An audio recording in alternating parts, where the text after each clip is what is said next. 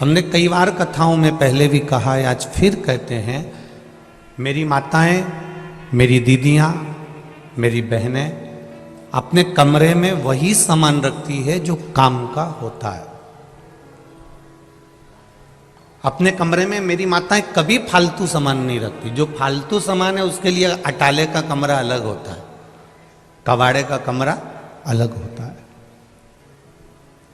जो कीमती चीज हो, काम की चीज हो, वो मेरी माताएं अपने कमरे में रखती है, संभाल के रखती है, अपने पास रखती है।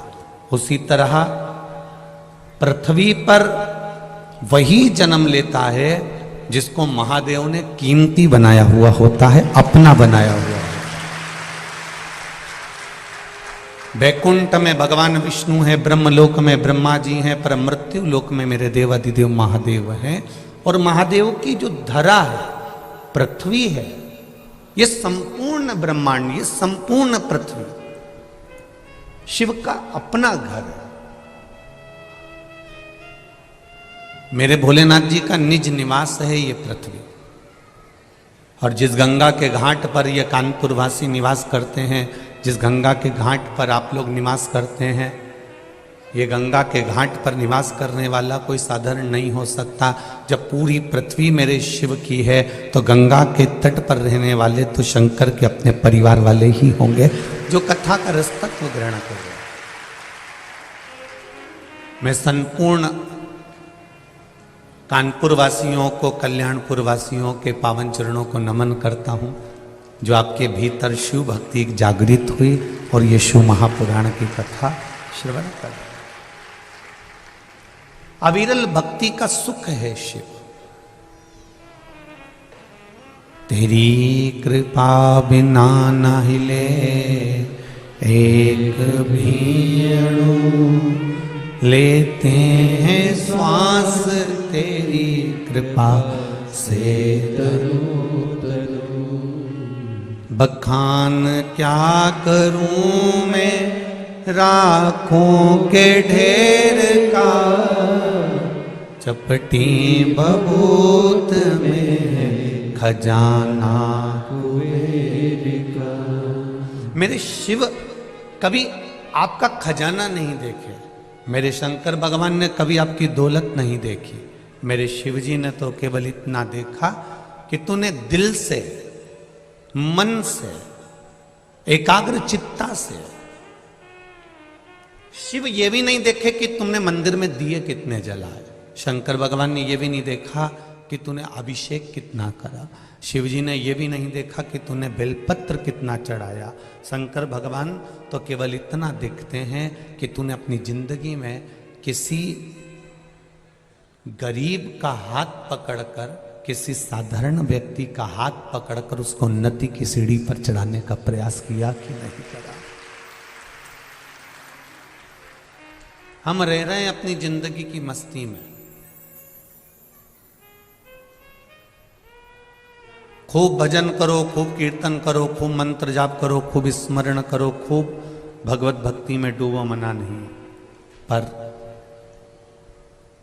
दिया जलाने से ज्यादा फल मिलता है किसी के चेहरे पर प्रसन्नता लाकर छोड़ देने में। किसी के चेहरे पर स्माइल आ जाए तो उससे बढ़कर कोई फल नहीं हो सकता। हमारी शिव कथा भी यही कर रही। जब भागीरथ बाबा के पूर्वज तप कर कर कर हार गए, कोई साधन ही नहीं मिला, 60,000 राख के ढेर पड़े हुए हैं कपिल बाबा के आश्रम में, और उनका उद्धार कैसे हो।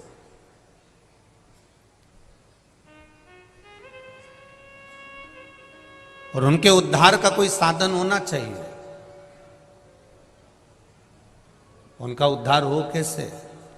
कपिल बाबा के आश्रम में 60,000 राख के ढेर पड़े हुए हैं, 60,000, पर उनका उद्धार कैसे हो?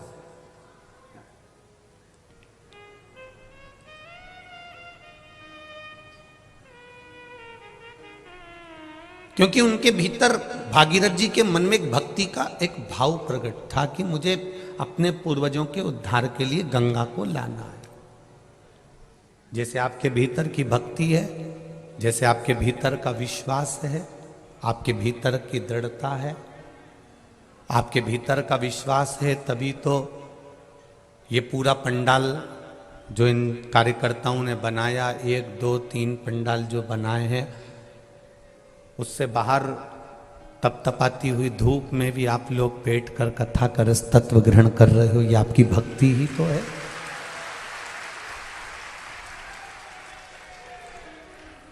ये आपकी अविरल भक्ति है, ये आपका विश्वास है।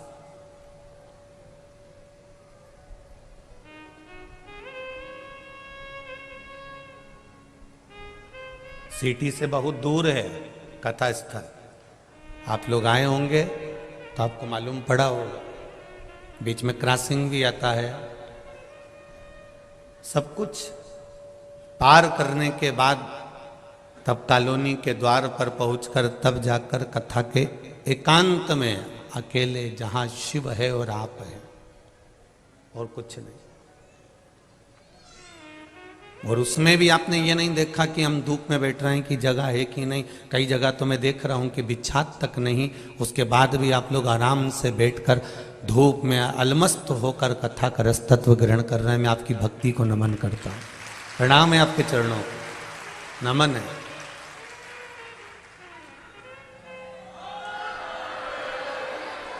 और यही शिव भक्ति है, यही शंकर की अविरल भक्ति है। और इस शंकर भगवान की अविरल भक्ति को देखने के लिए कहीं जाने की जरूरत नहीं। उसके भक्त जो होते हैं वो आनंदित होते हैं, उसको कोई दिखावे से मतलब होता ही नहीं।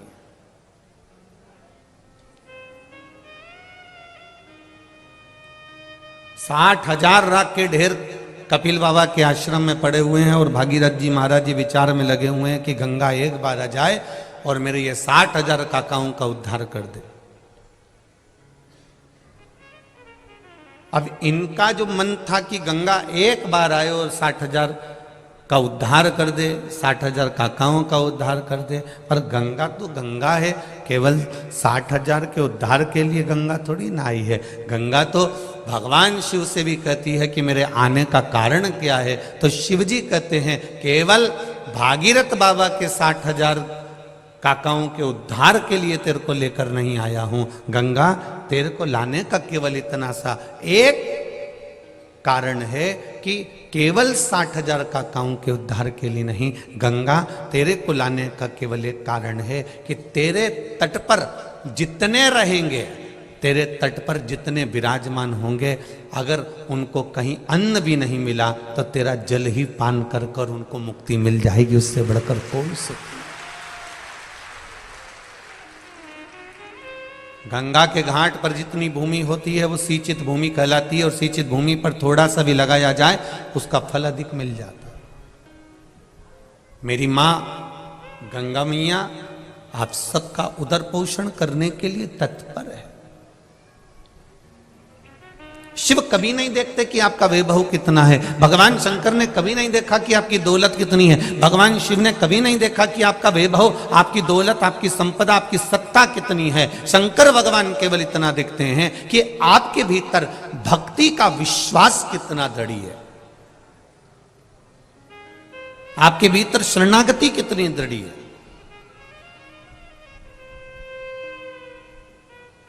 शरणागति का बल कितना प्रबल है।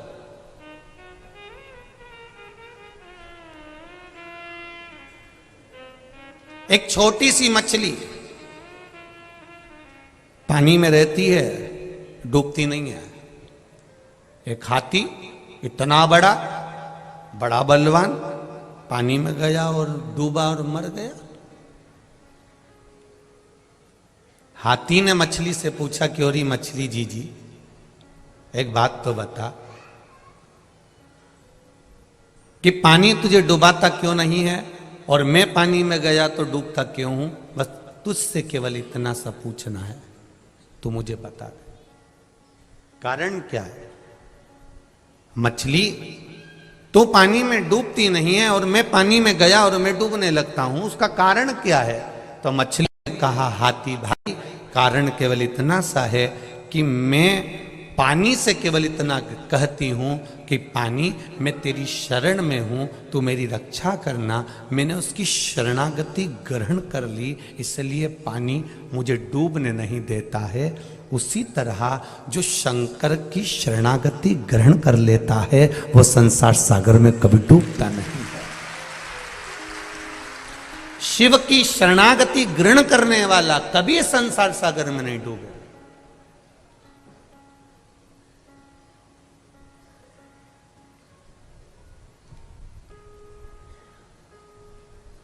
डूबेगा वही जिसने शरणागति ग्रहण नहीं करी है। आप शंकर जी के मंदिर जाते हो, एक लोटा जल चढ़ाते हो, आप बेलपत्र चढ़ाते हो, या आप शिव मंदिर में सफाई कर देते हो, शंकर भगवान के मंदिर को क्लीन कर देते हो, साफ कर देते हो, कोई कचरा पड़ा है उसको उठाकर कोने में रख देते हो, या निर्माल्य है उसको विसर्जन में ले जाते हो।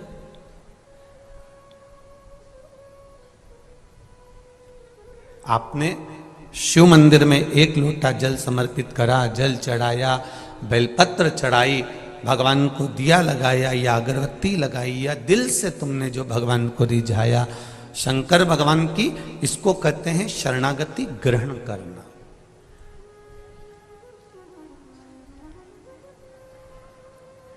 और शरणागति के भेद में भी दुनिया लोगों ने भेद कर दिया। ये कहते हैं हम राम वाले हैं, वो कहते हैं हम कृष्ण वाले हैं, कोई कहता है हम देवी वाले हैं, कोई कहता है हम ये वाले हैं, कोई कहता है हम शिव जी को नहीं मानते, कोई कहता है हम शंकर की शरणागति नहीं जानते। तो यहाँ शिव महापुराण की कथा में, रामचरितमानस में तो तुलसीदास जी ने भी लिख दिया कि राम जी भी कहते हैं कि तुलसीदास बाबा भी कहते हैं कि राम जी को वही प्रिय है जो शिव को प्रिय है। भगवान शंकर की जो शरणागति का सुख पा रहा, आनंद पा रहा। मैंने तेरे ही भरोसे, ओ बाबा तेरे ही भरोसे, हवा बिच उड़ती जावांगी, बाबा डोर हथो छठी ना में कटी जावांगी, भोले मैं तेरी पद, शंभो मैं तेरी पद, हवा बिच उड़ती जावांगी, बाबा डोर हथो छठी नाम में कटी जावांगी। भगवान शिव की जिसने शरणागति ग्रहण कर, भगवान कृष्ण ने सत्यभामा जी को ज्ञान देते समय कहा, सत्यभामा मुझे जो शिव के उपासक हैं, सत्यभामा जो मुझे शंकर की आराधना करने वाले हैं, सत्यभामा जो शिव की आराधना में दिन रात डूबे रहते हैं, भगवान कृष्ण सत्यभामा जी से कह रहे हैं वो मुझे अति प्रिय है, उनको मैं बहुत प्रेम करता हूं, उनको मैं बहुत स्नेह करता हूं।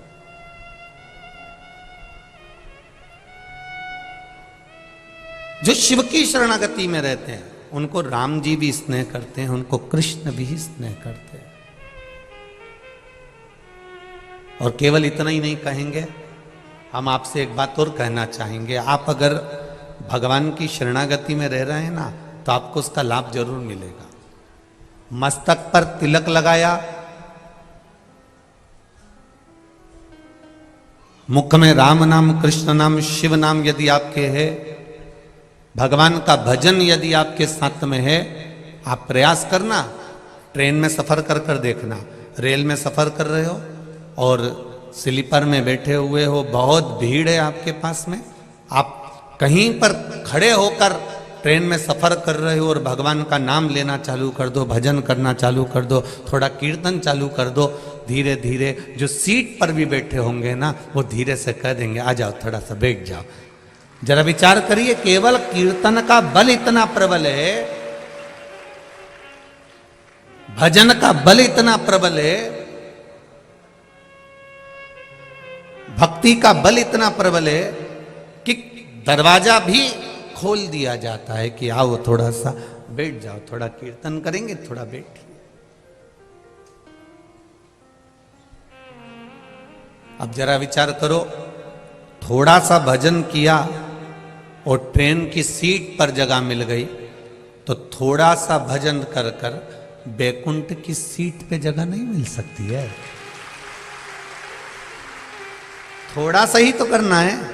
हम आपसे कमी नहीं कहे, इस व्यासपीठ से इतने सालों से कथा चल रही है, पर इस व्यासपीठ से सारी कथा निकाल कर आप देखना, हमने कभी नहीं कहा कि तुम 24 घंटे भजन करो। बोलो री कानपुर की जीजी, बोला कानपुर के जीजा उन भी बोल दो, बोला क्या? कभी हमने ये कहा हो आपको कि आप 24 घंटा भजन करो? कभी नहीं कहा, कभी नहीं कहते कि आप 24 घंटा भजन करो। हमने कभी ये नहीं कहा आपसे कि आप 24 घंटा भगवान की माला पकड़ कर बैठे रहो। हम कभी नहीं कहते, हम ही नहीं पकड़े 24 घंटा तो आपको काय को के? हम इतना जरूर कहते हैं कि जितनी देर भगवान का भजन करना है, जितनी देर भगवान का गुणगान करना है, जितनी देर भगवान का स्मरण करना है, जितनी देर भगवत कीर्तन को धारण करना है, जितनी देर भगवत भजन धारण करना है, शिव पुराण कहती है जितनी देर करना है। आपको 3 घंटे की कथा सुन रहे हो, 3 घंटे की कथा में भी अगर आप 5 मिनट बैठे हो, 15 मिनट बैठे हो, 10 मिनट बैठे हो, 5 मिनट बैठे हो, उस 5 मिनट में भी या 15 मिनट में भी अगर आप भगवान की भक्ति में डूबे हो और दिल से डूबे हो, तो आपको 24 घंटे जो भजन का पुण्य है वो आपको 5 मिनट में प्राप्त हो जाएगा। आप दिल से तो जपो।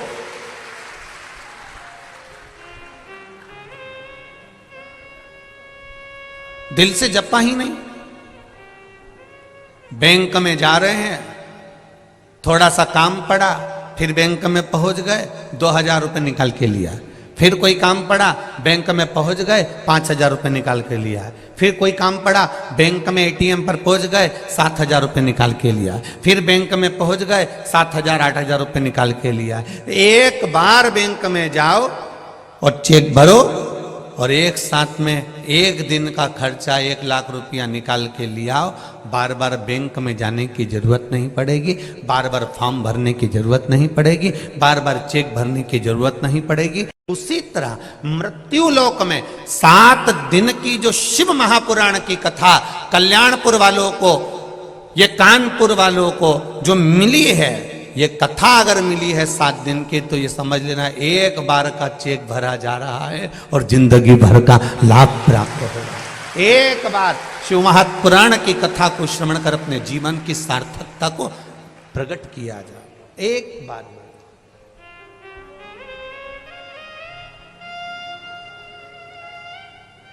शिव कथा कह रही है, आपने अगर शंकर भगवान की शरणागति ग्रहण करी है, शिव की शरणागति ग्रहण करी है, तो फिर संसार सागर में भटकोगे नहीं।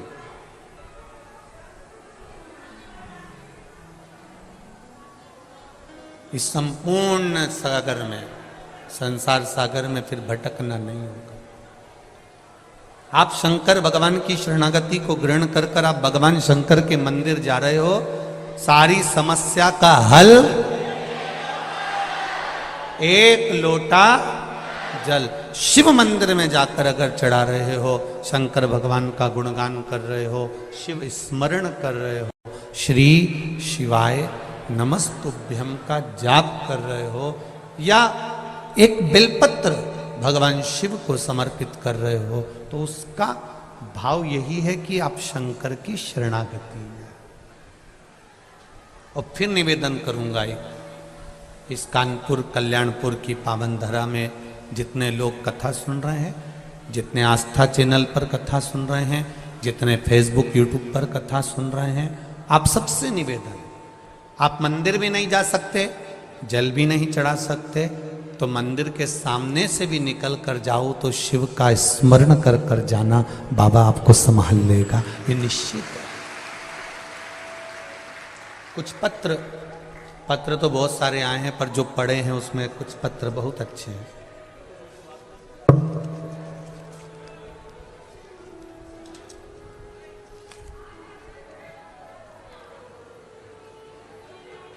प्रीति शर्मा, मेरे पिताजी का नाम श्री रूप किशोर शर्मा है। मैं आगरा की निवासी हूँ। कहीं बैठी हो प्रीति जी शर्मा तो दोनों हाथ हिलाइएगा। जहाँ भी बैठी हो दोनों हाथ हिलाइए। प्रीति शर्मा आप ही हैं? दोनों हाथ हिला दो बेटा। श्री शिवाय नमस्तुभ्यम। मेरा नाम प्रीति शर्मा है। मेरे पिताजी का नाम श्री रूप किशोर जी शर्मा है। मैं आगरा की निवासी हूँ। मेरे पिताजी को कैंसर था गले में। डॉक्टर ने जवाब दे दिया था कि इनको घर ले जाइए, ये 4 से 6 दिन के मेहमान हैं, इसके बाद में ये नहीं रहेंगे।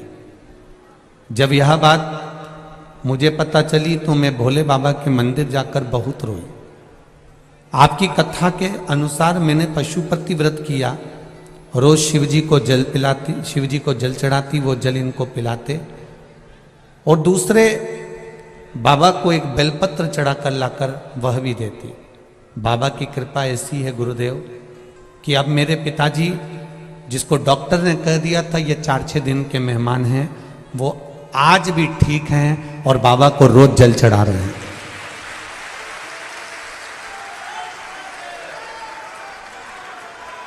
मेरा नाम प्रीति शर्मा है। मेरे पिताजी का नाम श्री रूप किशोर शर्मा है। मेरा ये मोबाइल नंबर है। बाबा शंकर की कृपा क्या होती है ये मैंने अपनी जिंदगी में पहली बार देखा। मैं भी पढ़ी लिखी हूँ, मैं विश्वास नहीं करती थी, पर बाबा पर विश्वास करने का फल मेरे पिताजी आज तक जीवित बैठे हैं। ये शिव कृपा। बैठो बेटा प्रीति, बैठ जाइए। श्री शिवाय नमस्ते। एक पत्र और बड़ा सुंदर भेजा है किसी ने। बच्चे का फोटो भी लगाया है।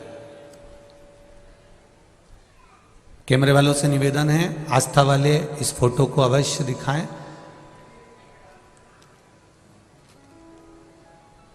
प्रिया गुप्ता, पत्नी पंकज गुप्ता, फेतफुलगंज, छावनी, कानपुर नगर, उत्तर प्रदेश से मैं आई हूं। कहीं बैठी हैं? आप ही हैं? श्री शिवाय नमस्तुभ्यम। हाथ हिला दीजिए एक बार। श्री शिवाय नमस्तुभ्यम। बाबा मेरी प्रेगनेंसी बहुत कठिन थी। भोले की कृपा से मुझे बाबा ने बच्चा दिया है। मैं बाबा को धोख लगाने के लिए तरस रही थी कि मैं सीहोर जाऊं, प्रणाम करूं, पर मेरे बाबा खुद कानपुर आ गए। ये बाबा को नमन है। पहली बार मैंने डॉक्टर को लाइफलाइन हॉस्पिटल कानपुर में दिखाया तो उन्होंने बताया कि बच्चे की ग्रोथ नहीं है और बच्चे की धड़कन नहीं है।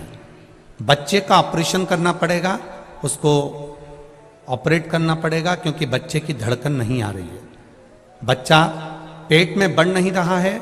उन्होंने मुझको फिर कहा आप एक काम करो, थोड़े दिन इंजेक्शन वगैरह लगवाओ। मैंने सुई लगवाना, इंजेक्शन लगवाना प्रारंभ करा।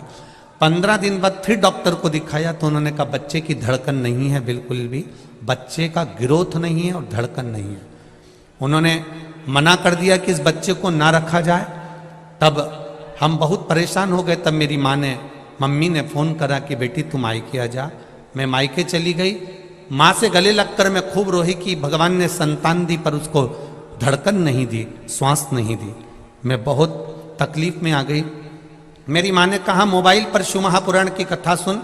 मैंने बाबा की कथा सुनना प्रारंभ करी और बच्चे के स्वास्थ्य के लिए मैंने उसी समय पर पशुपति व्रत करना प्रारंभ कर दिया। पशुपति व्रत करना प्रारंभ करा। 1 लोटा जल शंकर भगवान को चढ़ाती, पानी लेकर आती और पी जाती। मंदिर में ही बाबा को जल चढ़ाकर मंदिर में बैठ के पीती, रोती रहती, बाबा से कहती रहती तूने औलाद दी और उसको धड़कन नहीं दी, डॉक्टर कह रहे हैं कि इसको ऑपरेट करना पड़ेगा। जैसे तैसे मैंने महीना निकाल दिया पर ऑपरेशन नहीं करवाया। मैंने भी बाबा का भरोसा रखा।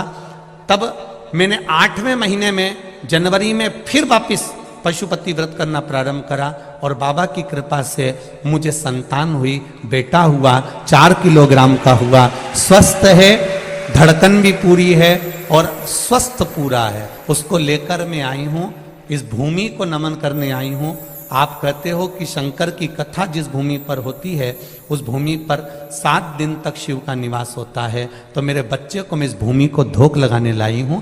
मेरा बच्चा साथ में है। लाए हो बेटा, ऊपर कर दो एक बार। श्री शिवाय। क्या नाम रखा है इसका? बाबू आपने इसमें, बाबा ने मेरी इच्छा पूरी करी, मेरे घर में बेटा हुआ। आज बेटा मेरा 9 महीने का हो गया है और बाबा की कृपा से हुआ है। शिव कृपा आप पर ऐसी बनी रहे। बैठो बाबू। श्री शिवाय। नमस्ते। तेरी कृपा बिना ना हिले एक भी अणु, लेते हैं श्वास तेरी कृपा से तनु तनु।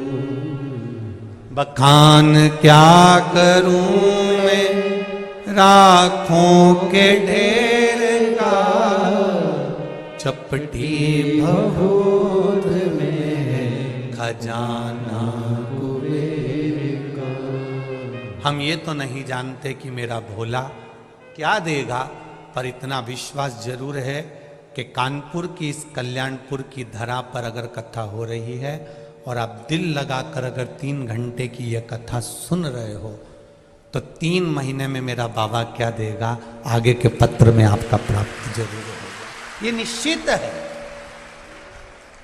वो कभी नहीं सोचता कि धन कितना, दौलत कितना, संपदा कितनी। वो तो केवल एक चीज विचार करता है कि भक्ति कितनी है। और इसी को तो भक्ति कहते हैं साहब, इसी को भक्ति कहते हैं। कथा का पहला दिन है और आप इतनी संख्या में आए हो कि चारों तरफ भरे पड़े हुए हो। ये शिव कृपा नहीं तो और क्या है? यही शिव कृपा है, यही उसकी उदारता है, यही करुणा है। उसकी करुणा बिना नहीं हो सकता कुछ।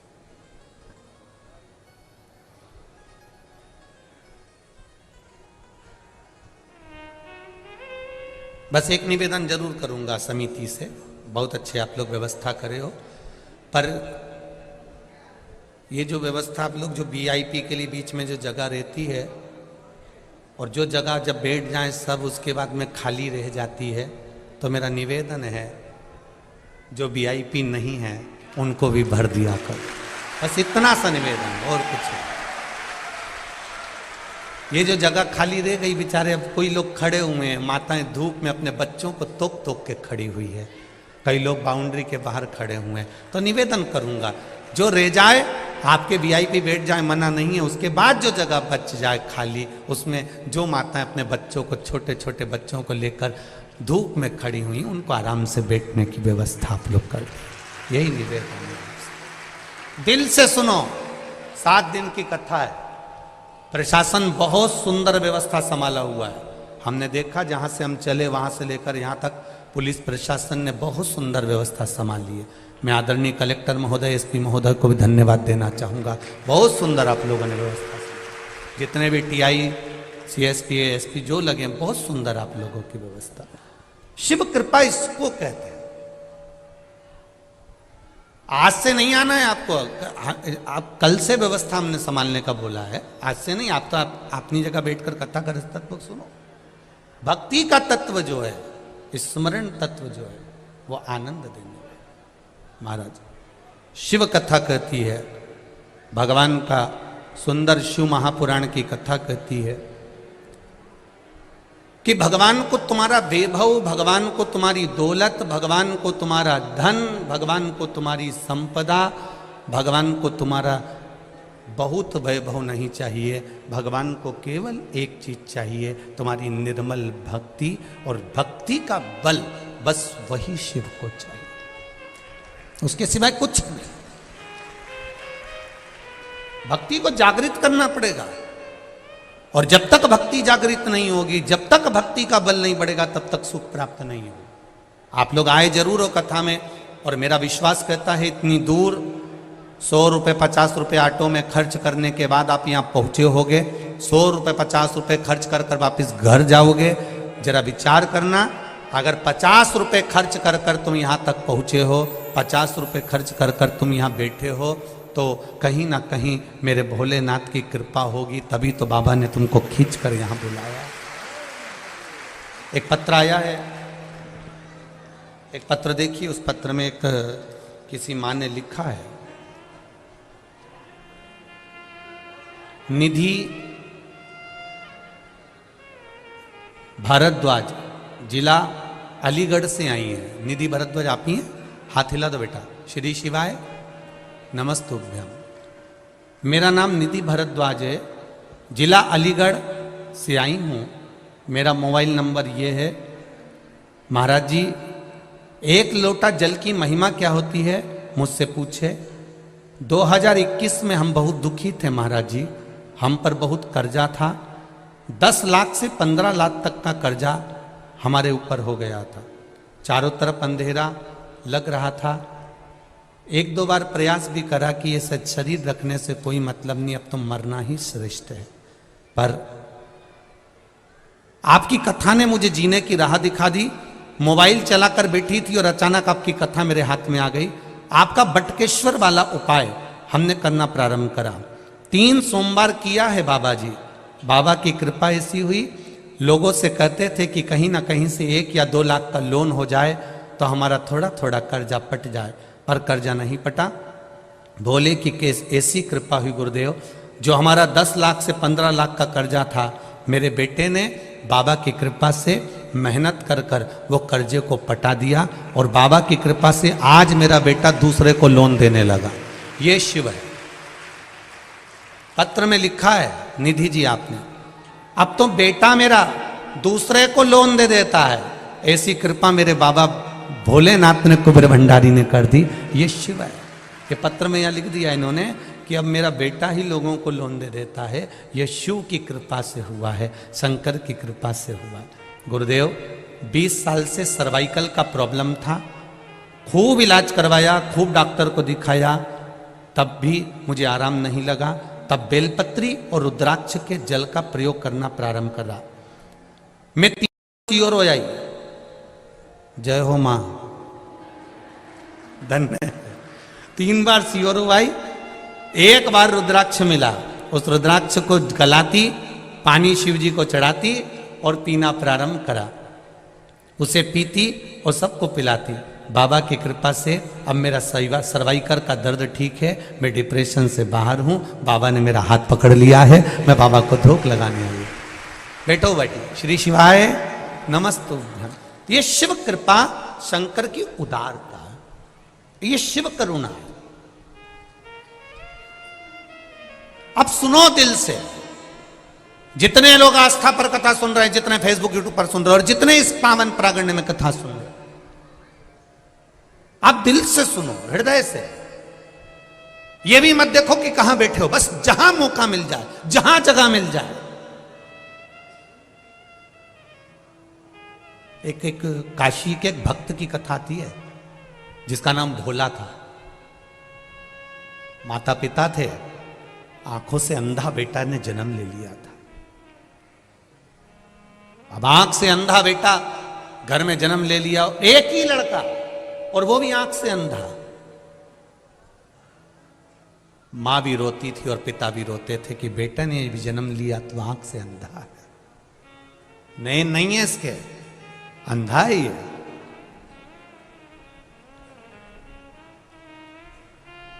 बेटे को जैसे तैसे माता पिता ने पाल पोस कर बड़ा करा।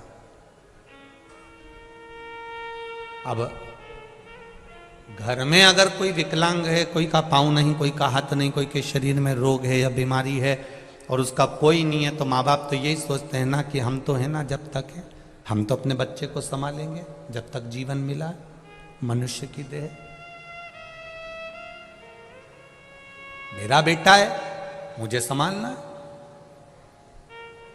अंधे बेटे को, जिसका नाम उन्होंने काशी में भोला रख दिया था, उस भोला को वो संभाल रहे।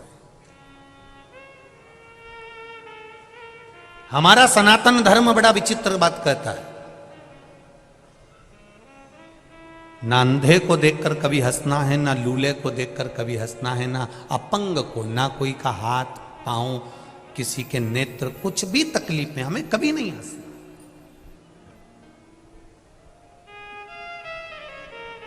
क्योंकि आप भगवान से क्या मांगते हो?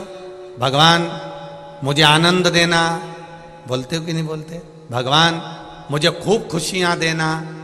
तो भगवान मन में सोचता है, जब तुझे अंधे को देखकर इतनी खुशी हो रही है, लूलों को देखकर इतनी खुशी हो रही है, लंगड़े को देखकर इतनी खुशी हो रही है, तो भगवान भी सोचता है ये गिफ्ट क्यों ना मैं तुझे भी दे दूं, तू पूरी जिंदगी खुश रह ले।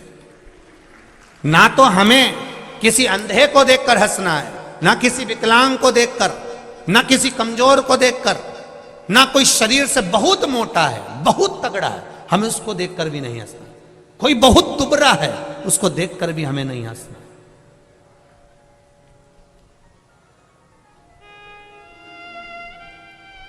और यदि हम उसको देखकर हंस रहे हैं, हम उसके ऊपर एक उंगली उठा रहे हैं, हम उसको देखकर थोड़ा ठिठोली कर रहे हैं, तो यह तैयारी रखना कि इस कष्ट को भोगने के लिए आपका एक जन्म हो सकता है। 84 लाखवें नंबर की योनि है मनुष्य की।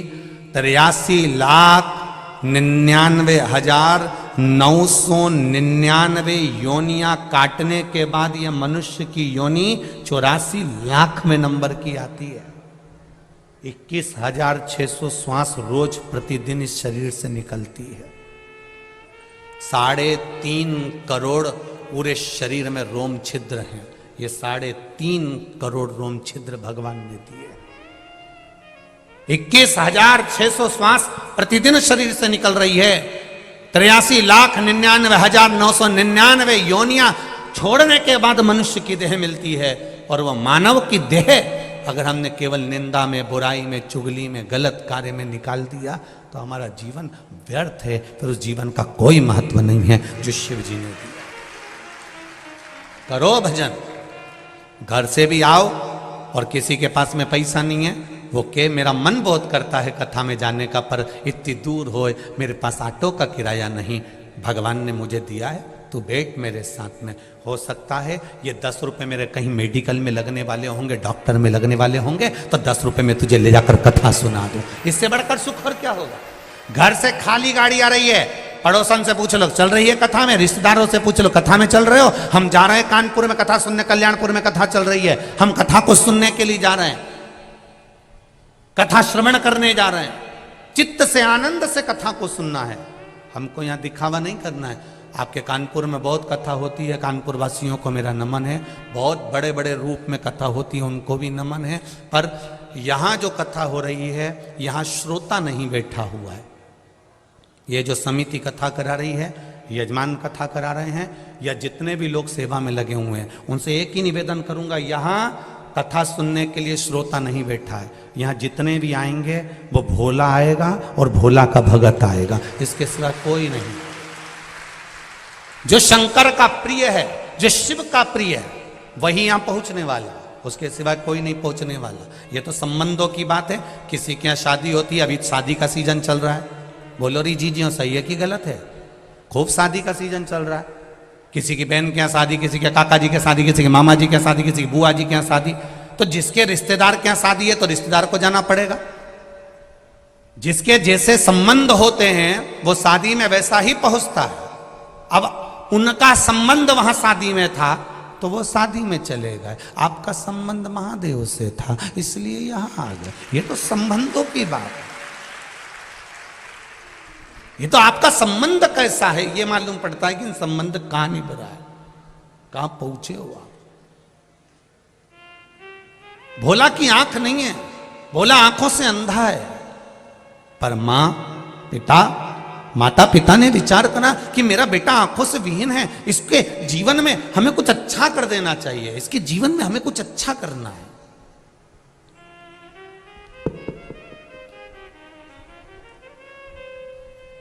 खूब अच्छा करने का प्रयास करो। एक आप सबसे निवेदन है, अपने बच्चों को, तुम्हारे पास में कितना पैसा है कभी अपने बच्चों को मत बताना। तुम्हारी अटैची में कितना सोना है कभी अपने बच्चों को मत बताना। तुम्हारे पास में कितनी प्रॉपर्टी है अपने बच्चों को मत बताना। पत्नी को भले बता देना, भाई बंधु को भले बता देना, मना नहीं, पर बच्चों को मत कहना कि तेरे बाप के पास में, तेरे पिता के पास में इतनी दौलत है, काय को चिंता करता है, काय को टेंशन लेता है। कभी नहीं कहना कि इतना धन, इतना वैभव, इतनी दौलत है। बच्चों से कहो पढ़ाई करो, विद्याध्ययन करो, मेहनत करो, और अच्छी मेहनत करो, और दिल से करो, और मेहनत कर कर तुम्हारे पिता ने जैसे कमाया है वैसा तुम कमाओ। बाप की जागीर पर कभी ऐश ना करो। अपने बच्चों को बताओ। भोला के माता पिता ने विचार करा कि भोला एक दिन शरीर हमारा छूट जाएगा और भोला आंख से अंधा है, कुछ करा जाए व्यवस्था, क्या करा जाए। तो उन्होंने कहा कि ये आंख से अंधा लड़का करेगा क्या, ना तो नौकरी कर सकता, ना सर्विस कर सकता, ना कुछ करेगा। एक काम करते हैं, इसको शंकर जी के मंदिर जाना सिखा देते हैं, इसको मंदिर तक ले जाना सिखा देते।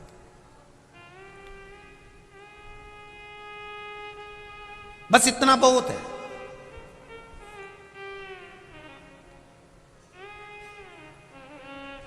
वो भोला के माता पिता ने अपने बच्चे को मंदिर तक जाना सिखाया। आप में से कितनी माताएं बैठी हैं जो अपने बच्चे से रोज कहती हैं कि बेटा एक लोटा पानी भरकर मंदिर चले जाया कर। हाथ उठाओ जरा, सभी हो, जय हो, रख लो जीजी हो, प्रणाम, बहुत बढ़िया।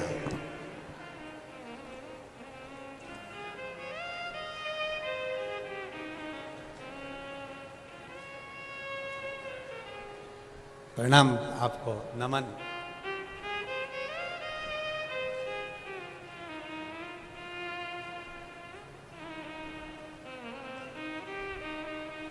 होना चाहिए।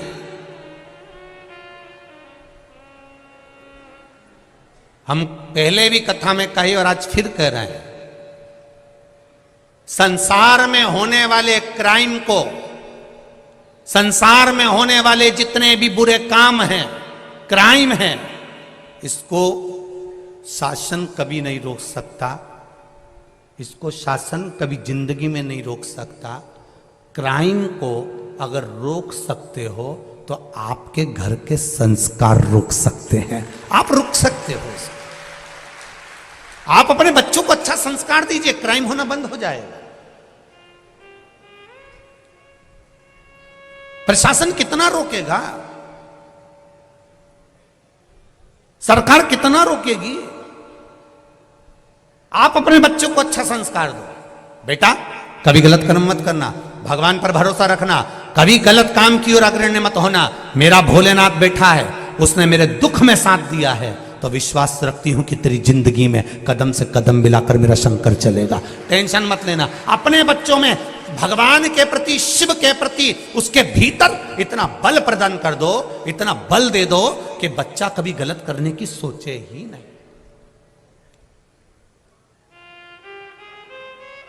कभी बच्चे, अपने घर के बच्चे कभी गलत मार्ग की ओर जाए ना।